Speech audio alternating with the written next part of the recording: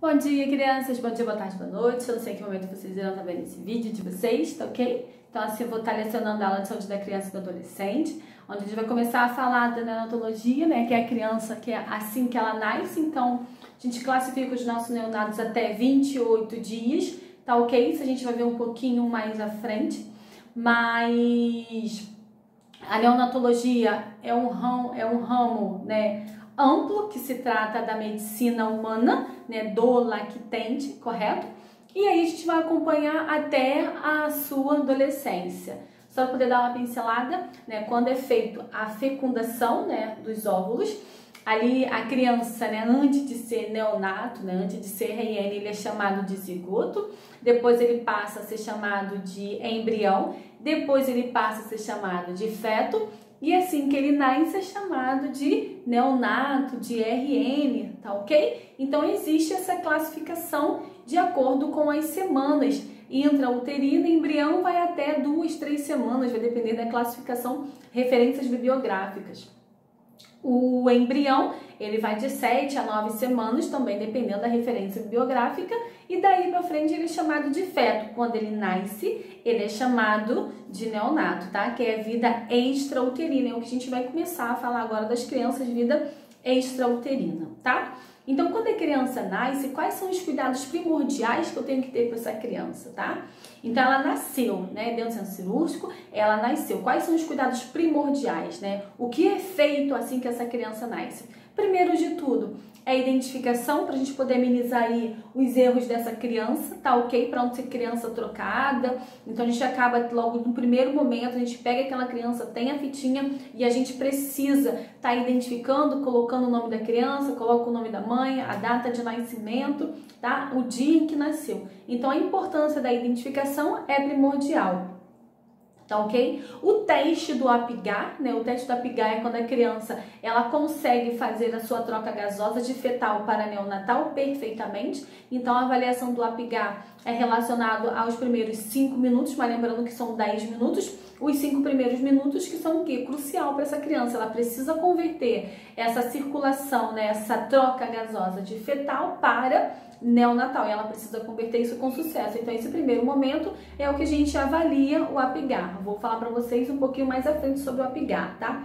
A aspiração que tem um líquido amniótico, pode ter alguns grumos, né, ou até mesmo algumas secreções que acaba obstruindo as vias aéreas, né? Então, a aspiração é, se necessário, em que momento eu vou aspirar essa criança? Se eu perceber que ela tá cianótica, né, que na face, que é um dos primeiros sinais que ela está cianótica, e eu vejo que ela não está conseguindo fazer a troca gasosa, automaticamente eu tenho que realizar essa aspiração de vias aéreas, tá ok? Vias aéreas superiores, tá ok? A classificação do RN, então a criança nasce, eu preciso classificar ele, se ele é prematuro, se ele é a termo ou se ele é pós-termo, é a classificação que a gente faz, tá? Ao nosso RN. Quanto a peso e a IG, né? Quando eu falo de peso e IG, tá relacionado se o paciente ele é PIG, GIG ou IG, vou falar um pouquinho mais à frente para vocês. Então, quando eu falo de PIG, GIG ou IG, é de acordo com o peso e a altura do meu paciente, tá? Que é a idade gestacional. A administração de vitamina K, que é o Canaquion, que ela acaba evitando aí as doenças hemorrágicas, tá ok? Clampeamento do cordão umbilical. Então, quando é feito o clampeamento do cordão umbilical, a criança ela precisa fazer a sua troca gasosa eficaz. É quando a gente observa lá se o APGAR tá ok, se tem a face dela tá cianótica ou não, que é um dos sinais que acaba me apresentando, tá? Aquecer o RN, por quê? Ele tá intrauterino, ele está aquecido, ele tá quentinho. Então, quando ele sai, ele nasce no centro cirúrgico, correto? Então, o centro cirúrgico ele é muito frio, então precisa aquecer essa criança para ela não desenvolver o quê? Uma hipotermia, tá? É onde a gente também tem um exame físico simplificado dos sinais vitais, temperatura, pulso, aspiração, PA e escala. Mentira. PA, tá ok? Oxímetro de pulso, tá? Porque eu preciso saber a saturação dessa criança. Bom, APGAR, né? Vamos falar um pouquinho sobre o APGAR. Quais são os cuidados primordiais, né? IPC. Quais são os cuidados primordiais dessa criança assim que ela nasce. Acabei de dizer para vocês. Então vamos falar um pouquinho sobre o APGAR. APGAR consiste na avaliação de 5 sinais vitais do recém-nascido. O primeiro minuto permite determinar o grau de tolerância do bebê ao parto. Então, quando ele nasce, o cordão umbilical ele é clampeado, correto? Ele é clampeado porque tudo estava sendo feito através do quê? Do cordão umbilical. Cortou esse cordão umbilical, a criança ela precisa sobreviver sozinho, tá ok? Ela precisa converter essa circulação, nessa troca gasosa aí, né, fetal para neonatal. É onde a gente consiste nos primeiros 5 minutos, que é crucial para essa criança. Então, ela precisa converter sozinho. Então, nasceu, no primeiro minuto ela conseguiu fazer essa troca gasosa, a gente vai seguindo, tá? O 5º minuto permite que avaliar o grau de adaptação do bebê à vida extrauterina. Cortou o cordão umbilical, conseguiu fazer a troca gasosa. Sinais vitais, lembra dos sinais vitais simplificados? Então, os sinais vitais hemodinamicamente está estável, então deixa seguir, tá? 10º minuto após o nascimento é atribuído a cada um dos sinais vitais a pontuação de 0 a 2. Então, dentro do APGAR, existem algumas avaliações, né, que a gente acaba observando. Quais são elas? Que são os valores que a gente acaba classificando. Eu tenho frequência cardíaca, eu tenho respiração, tenho tônus musculares, tenho cor e... Desculpa. E eu tenho os reflexos primitivos, né? Os reflexos ou as irritabilidades dessa criança. Então, quando eu vejo, né, que a frequência cardíaca dessa criança tá ok, a pontuação vai ser 2. Se eu vejo que a respiração está ausente, né, eu vou dar 0. Quando a respiração ela tá ausente, automaticamente a frequência cardíaca dela vai estar o quê? Comprometida, tá ok? Então, esses parâmetros da pontuação que é relacionada à frequência cardíaca, à respiração, coloração, tônus musculares e até mesmo a irritabilidade e os reflexos, isso é todo um conjunto. Quando um acaba não estando bem, automaticamente os outros também vai estar com alguma alteração, tá ok? Então, vocês vão ver num quadrinho aí da apostila de vocês e nos slides que eu vou estar disponibilizando para vocês, como é que é feito. Então, se a frequência respiratória, cardíaca, ela tá ok, eu dou 2. Respiração tá 2, tá ok, eu vou lá e dou 2. O tônus musculares é quando a gente segura a criança e a gente percebe que ela tá tendo forças musculares, ela acaba sustentando o próprio corpo e a gente também dá ok. A coloração, a cor, é quando a criança ela nasce vermelhinha, bonitinha, nananã. E quando ela nasce cianótica, é onde ela troca a gasosa dela, tá ok, prejudicada. Então eu preciso observar a coloração. A gente vai mais para onde? Para a face, que é um dos primeiros sinais que essa criança vai apresentar se ela não estiver fazendo a troca gasosa correta. Reflexos, né? São os reflexos primitivos que a gente é feito, igual vocês vão ver no quadrinho mais à frente também, tá? E a gente dá como ausente ou não. E assim sucessivamente. No final de tudo, né? Nesses 5 pontos que a gente acaba verificando, eu vou dando a pontuação. Então, frequência cardíaca, eu dei 1, na respiração eu dei 1, tônus musculares eu dei 2, coloração eu dei 1, reflexo eu dei 2, eu vou somar e vou dizer quanto que deu o APGAR dessa criança, tá ok? Que consiste até 10. Valores relacionados ao APGAR. Eu tenho sem asfixia, que vai de 8 a 10. A criança ela conseguiu converter a troca gasosa dela perfeitamente, então só tiro um ou outro lá, né, relacionado. Então, se ela fez a pontuação 10, é porque a coloração dela, o APGAR dela estava ok, né? Quem for mãe aí, dá uma olhadinha na caderneta que vocês vão ver quanto que foi o APGAR da criança de vocês, tá ok? Com asfixia leve, vai de 5 a 7. Nesse momento a gente acaba ofertando um pouco de oxigênio, mas é uma oferta não invasiva, que é o que vocês viram lá em APG, tá? O que é uma oferta de oxigenação invasiva e não invasiva. Com asfixia moderada, vai de 3 a 4. Nessa situação, a criança, ela entra lá em suporte ventilatório, tá ok? Porque ela não conseguiu converter essa troca gasosa de fetal para neonatal, né, bem, então ela acaba entrando em um suporte ventilatório por conta disso, tá? com asfixia grave também, que vai de 0 a 2. Essa criança ela entra no suporte ventilatório porque ela não conseguiu converter sozinho, tá ok? Então ela precisa de um suporte aí ventilatório, é onde a gente entra com a ventilação mecânica, tá? Reflexos, né? Tabela dos reflexos primitivos. Então nós temos aí 4, né, da tabela, 4 espaçozinhos. O que eu vou pedir para vocês que foquem mais nos reflexos primitivos e na estimulação, resposta, duração. Isso é para quem acaba trabalhando muito tempo, né, com criança, com a neonatologia. A gente tem a obrigação de saber isso, tá ok? Mas o que eu quero que vocês saibam, o que é moro? O que é moro? É quando a criança ela acaba se assustando, que fala assim, ah, a criança se assustou. Ela levanta os bracinhos. Pra gente da saúde, né, para quem é neonatologista, trabalha com criança, isso pra gente é normal, que isso vai durar até 6 meses de vida dessa criança, né? Que são aqueles abalos, aqueles sustos, assim, ah, a criança assustou. Não é. Isso são os reflexos primitivos e isso é normal, a gente classifica como moro, tá ok?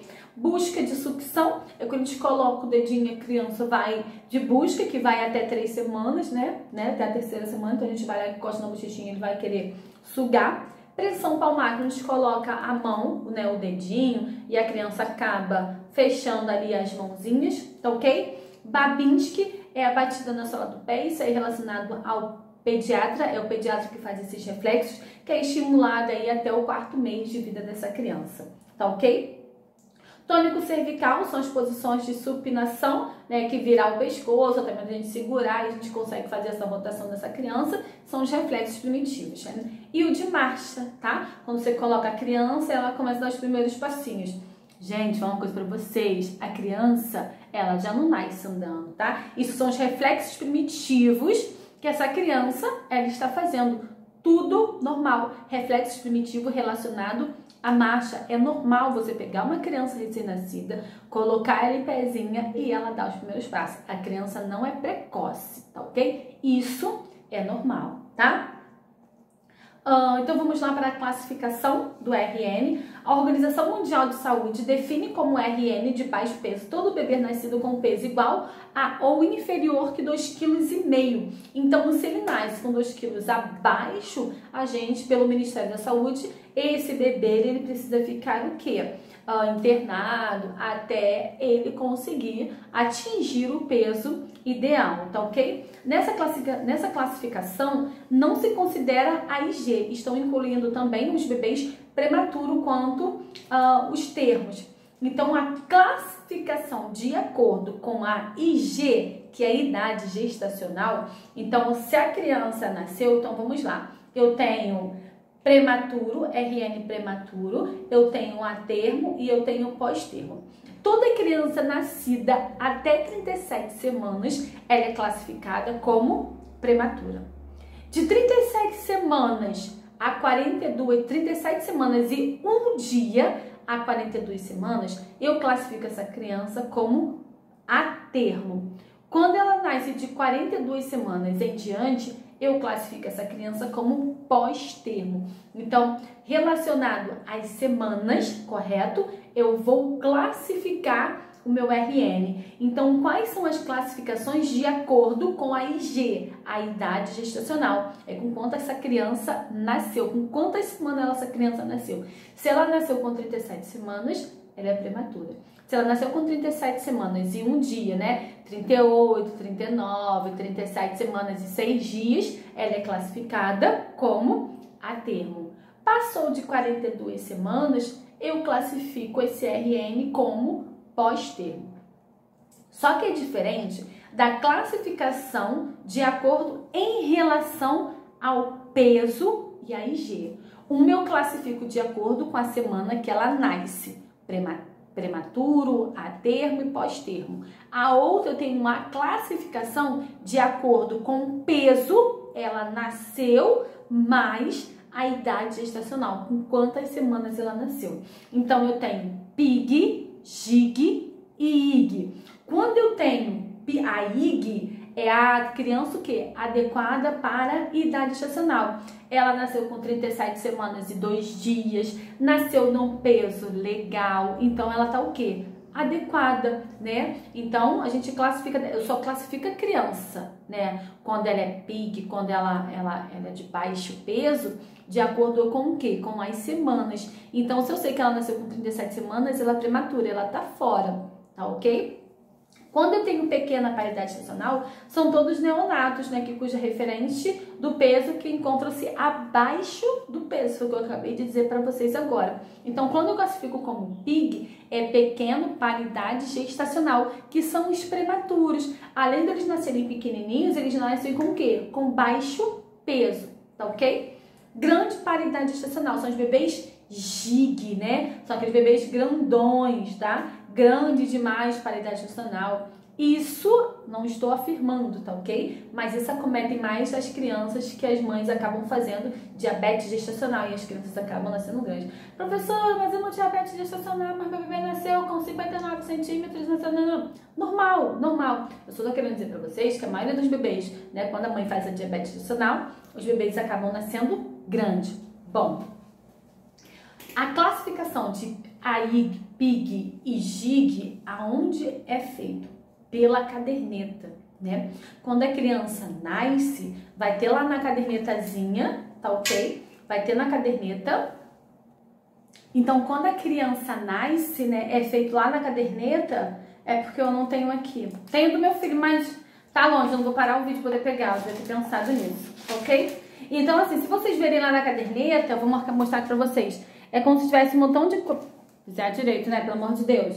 Um montão de quadradinho, tá? Aonde tem umas curvazinhas, um gráfico, tá? É mais ou menos assim, ó, um gráfico. Então, embaixo, a gente coloca o peso e em cima os centímetros quando essa criança nasceu. Então, o pediatra, ele vai ver, né? A criança nasceu lá com 2 quilos, certo? Nasceu com 2 quilos, mas, porém, ele nasceu lá com 40 centímetros, tá? Então, classifica essa criança como o quê? Como PIG, pequeno para idade gestacional. É feito desta forma, é feito dentro da caderneta da criança, tá ok? Vocês peguem a caderneta da criança de vocês, né? Vocês vão ver aquele gráficozinho, um montão de risquinho, tá? Um montão de risquinho, e é onde ele acaba traçando a linha do gráfico. Embaixo é o peso, em cima é com quanto a criança nasceu. Então, ali a gente acaba classificando, tá ok?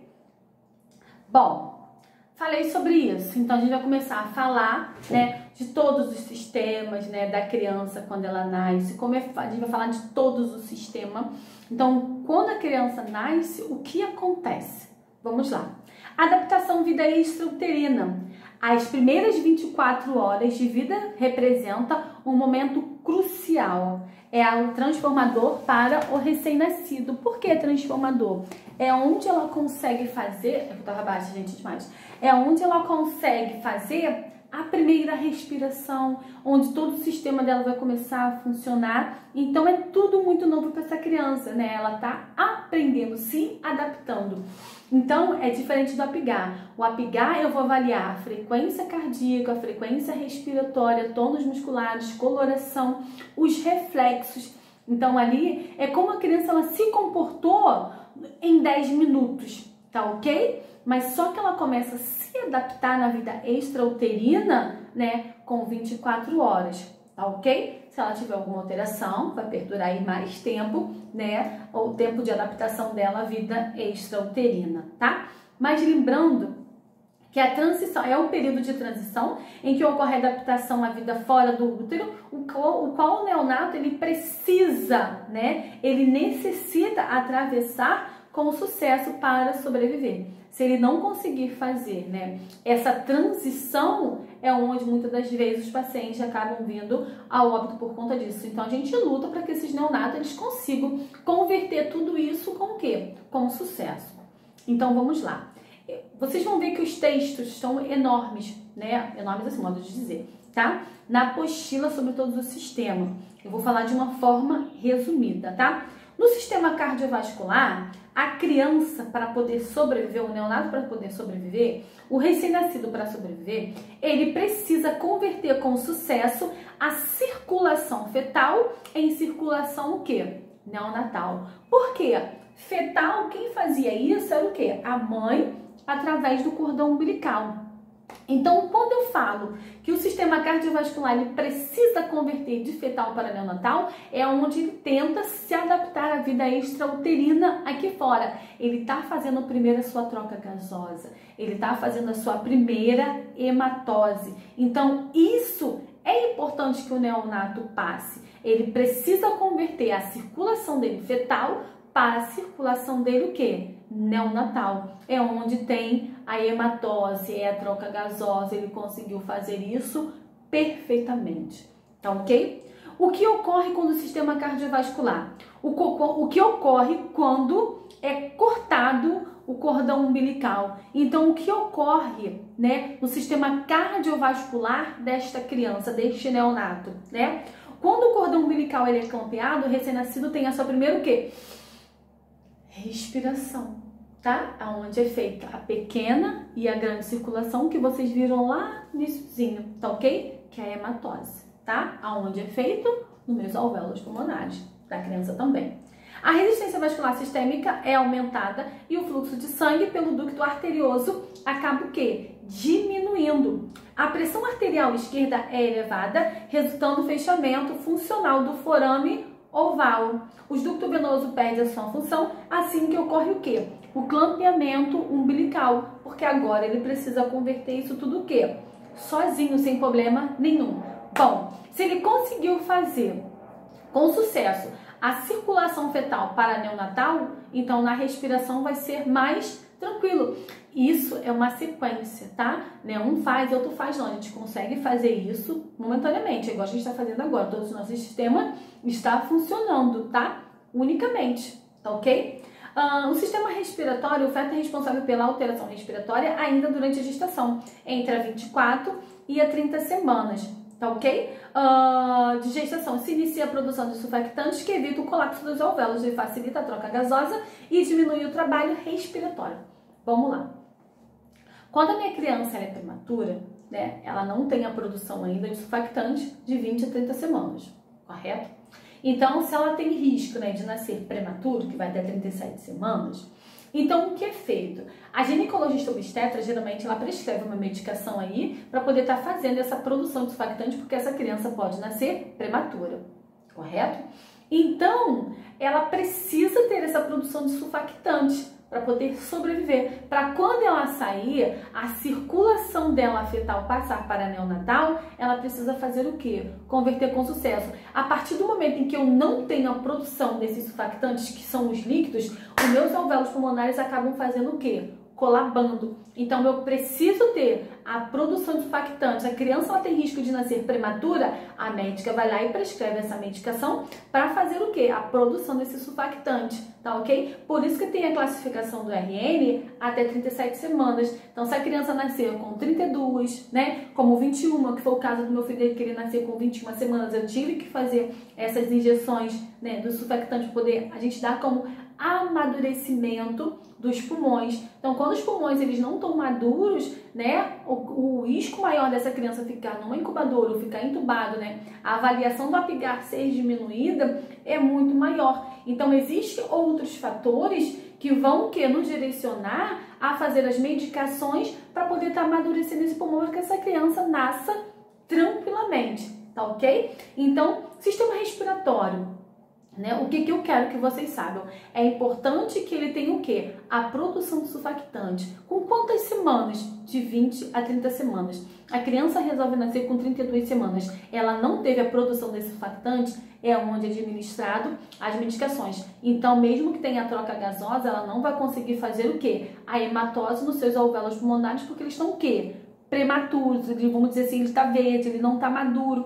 Então, é onde tem o quê? O escolabamento dos alvéolos pulmonares, tá ok? Então, a ginecologista obstetra, ela já sabe. Bom, 32 semanas a criança nascer, não teve produção de surfactante. O que são surfactantes? São aqueles líquidozinhos que tem nos alvéolos pulmonares, tá ok? E aquela produção, ela precisa ser feita, porque senão os alvéolos pulmonares acabam colabando, tá ok? Sistema hematopoético, né? Ele produz a célula sanguínea que está totalmente desenvolvida no nascimento. A produção das hemácias fetais é aumentada no feto e elas têm a vida útil de 90 dias, comparadas, né, com os dos adultos que são 120 dias. Então, nada mais é que a célula desse RN ela acaba sendo o quê? Renovada. A vida útil dessas hemácias nascidas é de 60 a 70 dias. Entre o segundo e o terceiro mês de vida das contagens das hemácias. Elas acabam o quê? Sendo elevadas, tá ok? E com isso, né, quando a criança ela nasce, após o seu nascimento, a respiração acaba tendo a liberação da o quê? Eritropoetina, que é a produção das hemácias, e ela acaba sendo o quê? Diminuída. Por isso que quando chega o segundo e terceiro mês de vida, essas hemácias elas acabam sendo o quê? Elevadas, tá ok? Sistema hematopoético é o sistema do recém-nascido responsável pela liberação da bilirrubina, pela coagulação sanguínea. Então, através, né, da produção, né, da liberação da bilirrubina, se caso isso não seja liberado ou tenha uma alteração, é onde as crianças acabam desenvolvendo aí as icterícias fisiológicas e patológicas, que vocês vão ver isso um pouquinho mais à frente, tá ok? Sistema renal, né? O recém-nascido geralmente urina dentro de 24 horas uma coloração vermelho escuro. Isso é normal. A criança urinar nas 24 horas, né? Essa coloração vermelho escuro é normal. Passou as 24 horas? Não. A gente precisa relatar ao pediatra que essa criança ela não está urinando na cor devidamente, né? Na cor ideal. Então, nas 24 horas, o recém-nascido ainda permanece dentro da nossa instituição, que geralmente, né, a gente libera as puérperas, né, até 72 horas, tá? De 48 a 72 horas. Então, 24 horas ela tá dentro da nossa unidade hospitalar. E a obrigação nossa é perguntar: mãezinha, a criança fez xixi? Claro que é xixi, porque a gente vai perguntar de urese, que ela não tem obrigação nenhuma de saber que é o diurese, ok? Mãezinha, a criança fez xixi? Fez. Qual a coloração? Mãe, tá normal? Tá escuro? Como é que tá a coloração? Até porque se a criança, né, ela permanecer fazendo essa urina, né, com cor avermelhada, a mãe ela vai ficar assustada e ela vai te relatar. Então, a gente vai sinalizar para a mãe, nas 24 horas é normal, passou as 24 horas, a senhora precisa nos relatar, tá ok? Isso é liberação, tá? Tudo que foi ingerido durante a gestação, a criança ela acaba tendo essa eliminação, é o que a gente vai falar lá relacionado às fezes também dessa criança, tá ok? Que é o esvaziamento do digestório, tá?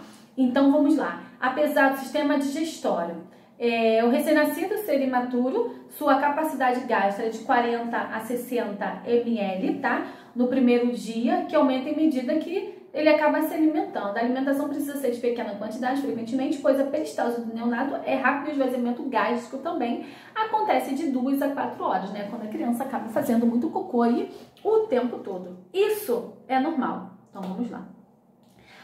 A criança, né? O estômago dela, né? Ela comporta ali de 40 a 60 ml. Pô, professor, tem como a gente verificar quando a criança está aumentando? Não tem como, tá? A gente vai mesmo pelo tempo de 15 a 20 minutos, a importância da mamada dessa criança. Poder pegar aquele leite lá maduro, rico em proteínas, é o que faz a criança pegar peso, o que faz a criança engordar. Só que com o passar do tempo, né, dos dias que essa criança está, né, fora, a vida extrauterina, que é o que a gente está falando, as fezes delas acabam tendo o quê? Mudança na coloração, né? Logo nos primeiros dias de vida sai aquela coloração meia preta, esverdeada, que fica aderida ali na bunda do neném.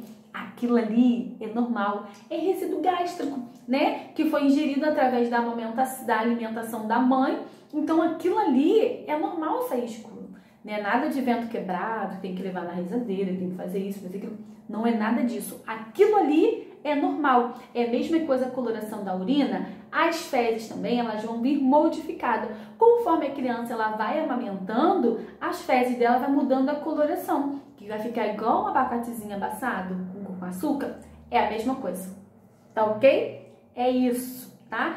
Então, as fezes, a urina da criança, nas 24 horas, as fezes, elas perduram por mais um tempinho. Tá ok? As fezes, a urina não, a urina é no prazo de 24 horas. As fezes, ela vai perdurar aí por semanas, tá ok? Então, é normal vir com aquela coloração preta, meio esverdeada, que fica aderida ali no bumbumzinho da criança, que é difícil de remoção, aquelas coisas todas.